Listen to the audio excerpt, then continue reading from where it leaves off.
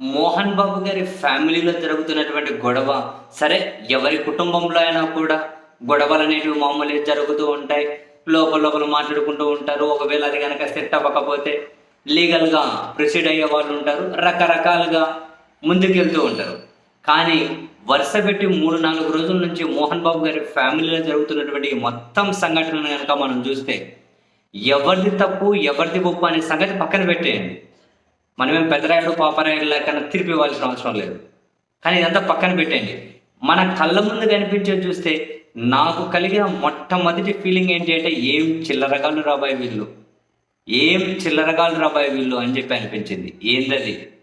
మోహన్ బాబు గారు అంత ఆవేశంతో పట్టుకొని ఒక మీడియా ప్రతినిధిని పటా పటా పటా నెత్తి మీద కొట్టడం ఏంది? ఆ మంచు మనోజ్ వెళ్ళి ఆ గేటు బద్దలు కొట్టి లోపలికి పోవడం ఏంది? లోపల నుంచి బయటకు వచ్చి సట్టం చూసి స్నేహిపోయి ఉండడం ఏంది? ఆ పక్కన ఈ పక్కన బౌన్సర్లు ఒకరికొకరు కలబడుకోవడం ఏంది? కొట్టుకోవడం ఏంది? దొబ్బుకోవడం ఏంది?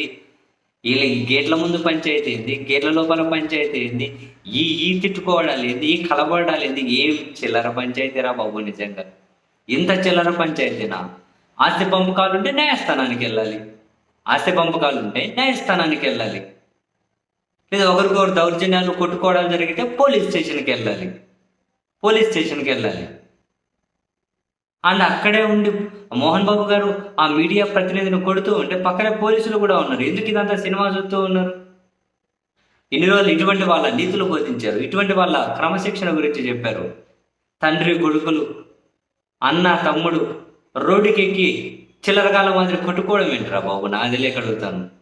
ఈ న్యూసెస్ ఏంట్రా బాబు? మీరు బయటకు వచ్చి న్యూసెన్స్ చేసుకొని పబ్లిక్లోకి వచ్చి ఒకరికొకరు తిట్టుకొని కొట్టుకుంటూ ఉంటే, గాయాలతోటి ఆసుపత్రి పాలవుతూ ఉంటే, 100కి ఫోన్లు చేసుకుంటూ ఉంటే, సొక్కాలు ఇచ్చుకొని కొట్టుకుంటూ ఉంటే, ఒకరికొకరు కలబడి కొట్టుకుంటూ ఉంటే, మీడియా వాళ్ళు వస్తారు, పక్కింటి వాళ్ళు వస్తారు, ఎదురింటిలో వస్తారు, పబ్లిక్ అందరూ చూస్తారు సినిమాలాగా.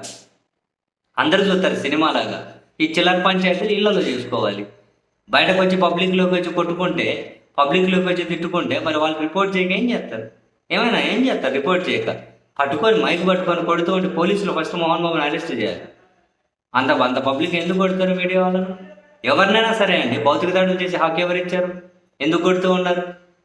మీరు లోపల కొట్టుకోండి, తన్నుకోండి, సెటిల్ చేసుకోండి, బయటకు రానివ్వండి. లేకుంటే అందరూ ఎవరికి మీ పంచాయతీ సెటిల్ కావాలంటే ముగ్గురు తండ్రి, 2 కొడుకులు ఒకరికొకరు రెస్లింగ్ ఆడుకోండి లోపల. ఈ పంచాయతీ ఏందా స్వామి? ఇంత ఇదేం చిల్లర పంచాయతీ? రోడ్లకి కొట్టుకోవడాలు ఇదేం చిల్లర పంచాయతీ? రోడ్లకి కొట్టుకోవడాలు.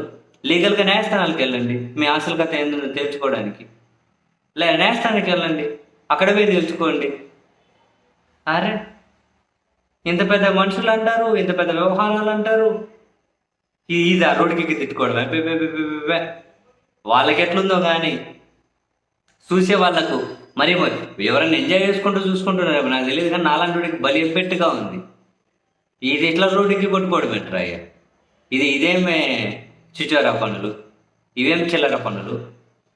ఇవేం చిల్లర పనులు? అసభ్యకరంగా, అసహ్యంగా, చీదరింపగలుగుతుంది. అరే ఎంత చండాలంగా ఉన్నాయి అవి.